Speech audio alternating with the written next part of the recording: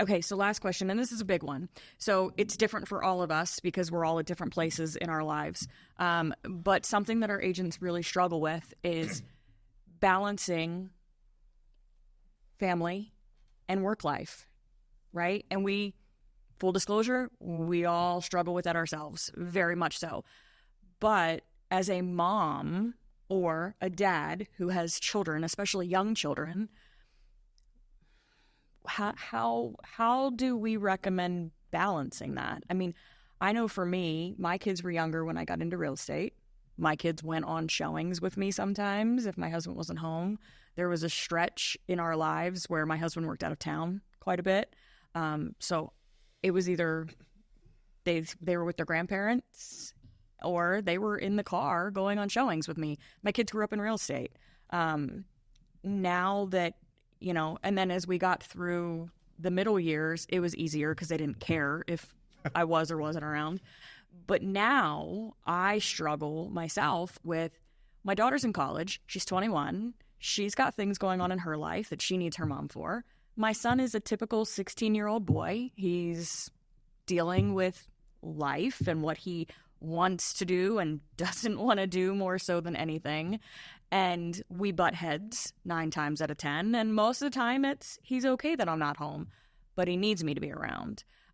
So how do we balance that? And what advice do we give to our agents, especially when they're trying to build a career and they've got little ones at home? What's our advice to them for that?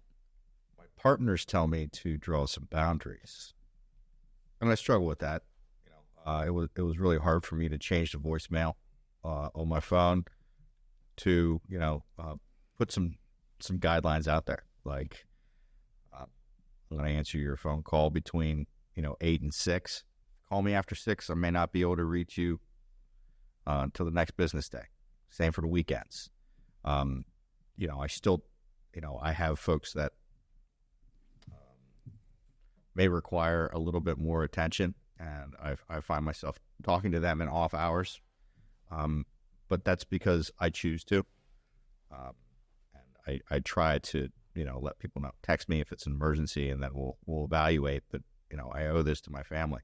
Because without my family, I really wouldn't put in the effort to do anything. Mm-hmm.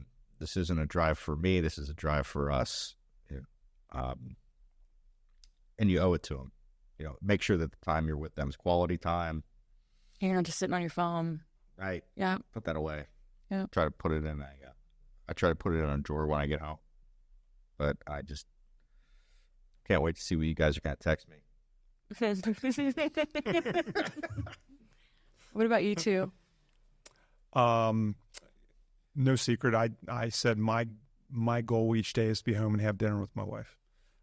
Because, since Connor's left and gone on to his life and get married and next year, she spent a lot of time alone. But when you're self-employed, all my businesses, employees would call, everything ceased. It's like, I got to deal with this because the money that's coming in is supporting the ability for you to stay home and raise our son. So we understood that. It doesn't make it any easier.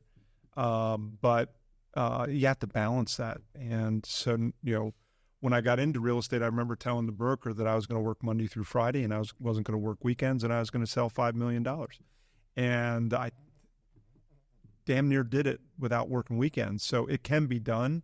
It's a matter of desire and dedication, determination that when you're at work, you work. When you're at home, you're at home. And, setting those clear divisions as to the separation of business and personal. And it creeps in both ways, because there's things where if you work 8 to 5 every day, 8 to 6, there's going to be some personal things that you have to take the kids to school, or they're sick and you gotta go take care of them. So it works both ways, but it has to be a good balance. If it's not in balance, your life's not in balance. Mm-hmm. Having those conversations with your clients, whoever you're working with, early up front, set those expectations. Right. Ask them, when are you available? What do you expect? Here's when I'm available. Here's what I expect. Because those the frustrations that you're going to feel are born out of unmet expectations. Mm-hmm.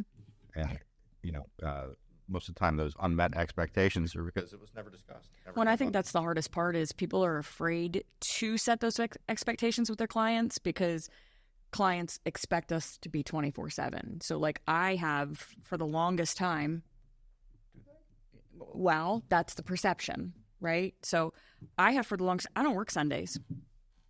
Every client I work with, they know, don't call me on a Sunday. I'm not doing it. Sunday is my day at home. I make dinner. We do things with the kids. Like that is my day. Like it just is what it is. And my clients, because I set that expectation from the very beginning, they respect it and they don't. I might get a text message here or there that just says, hey, when you get a chance, look into this. But I'm not getting the phone calls from them. And it's easy. I could be a little better with evenings, but it is what it is. At least I get that day, that one day that I know is mine. So, but yeah, setting the expectations right from the start. Don't be afraid to just tell them, yeah, this is my job, but this is my family. And without my family, why the hell am I doing this? So I want to say something because I don't look at our conversations that we have as business so much as right. It's our relationship is much deeper than the business side. And it's like last night we were on a roll with the text messages oh my God. And the videos and I stuff. was crying. So sorry. So I mean, laughing. So those terrible. boundaries, there are no boundaries with the four of us. Yeah. And that's something that I haven't quite figured out how to tell Kathy that, look, I need this and they need this. And but at the same it's time, very helpful. At the same time, we know that if one is not responding, that's because that one is probably checked out. And Right. it is what it is. Right. But yeah, that's the conversations. And I think our agents are pretty good about that too, because I think our agents, I mean, yes, do we still get calls late into the evening? Sure. Are there some that we could probably is this really an emergency? Mm-hmm. Sure. But for the most part, I mean, most of them are pretty good about later in the evenings.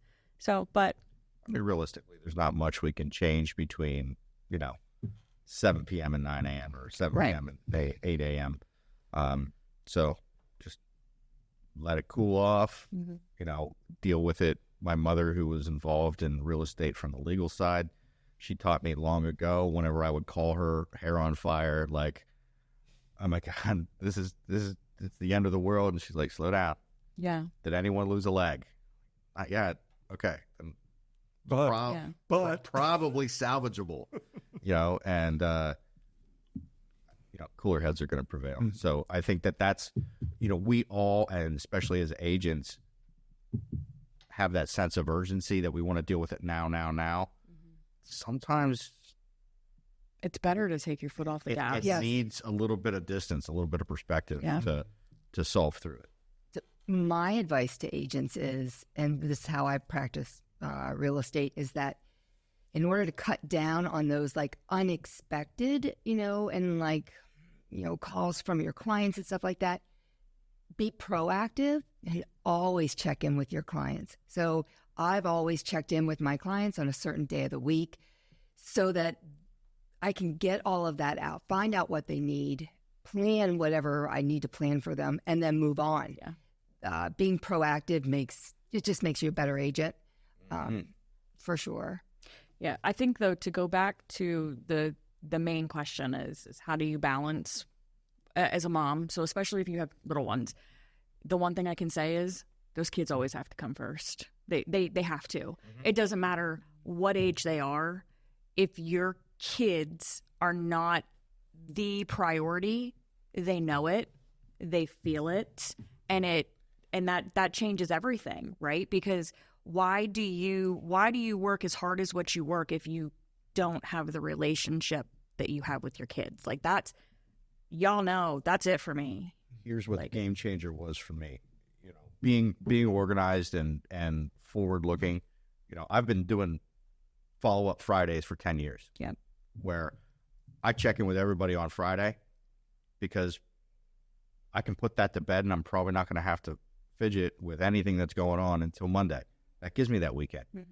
But relying on the people around you, Yes. delegating appropriately. Nathan Safour changed my life. I've said it before. I'll say it again. He is a godsend. He is a competent and just personable transaction coordinator that makes my job easier.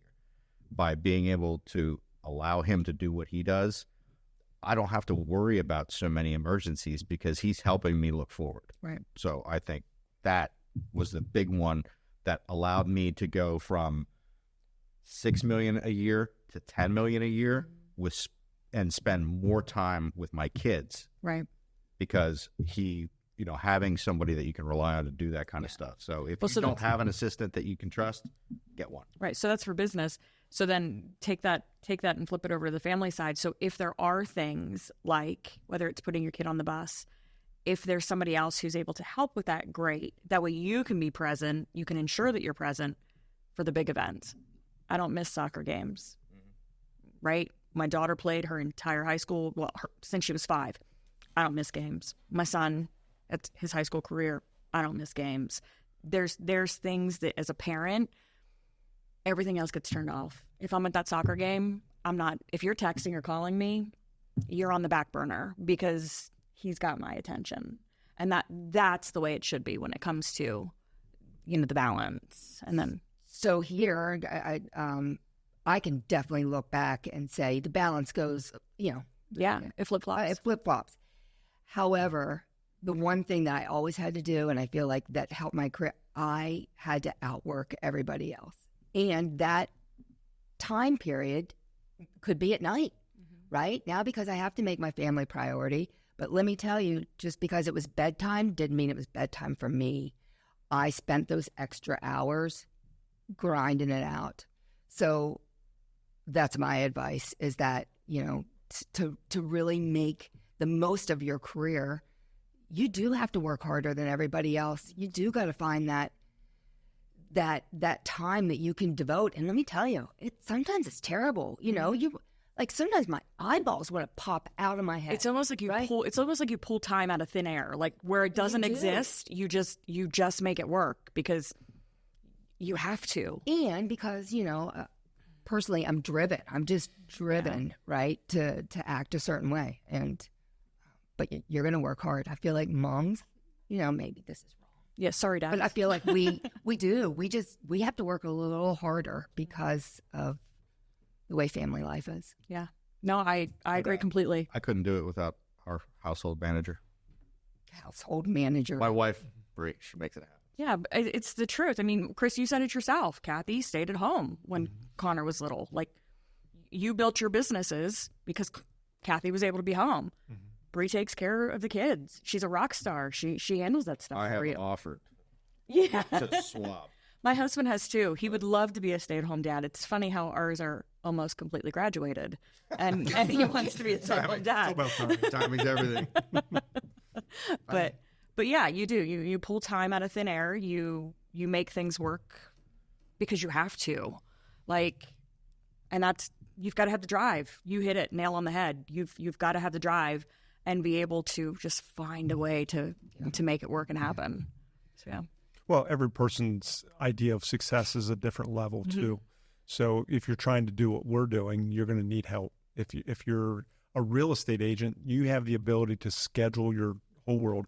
You made a comment, and I do this too, is you'll get a phone call, you dump them to text, I'm in a meeting, and you may be sitting there with your kid watching TV. Or, Thanks for giving out my secret, Chris. No, but that's a meeting. It is a meeting. It is. Scheduled. So it is. So it may not be on your calendar, but it's in your mental calendar. But see, that's the thing. It should be on your calendar. Mm-hmm. Exactly. You should absolutely be carving out family time, and that should be a priority in your calendar. And then you book appointments around it. Right. And that's setting the expectations. It's Doug Heineman taught me that 15 years ago. Yeah. Schedule that family time. Get it in there because you don't want to miss the most important That's appointment it. of your week, which is that kid's soccer game. That's Right. it. So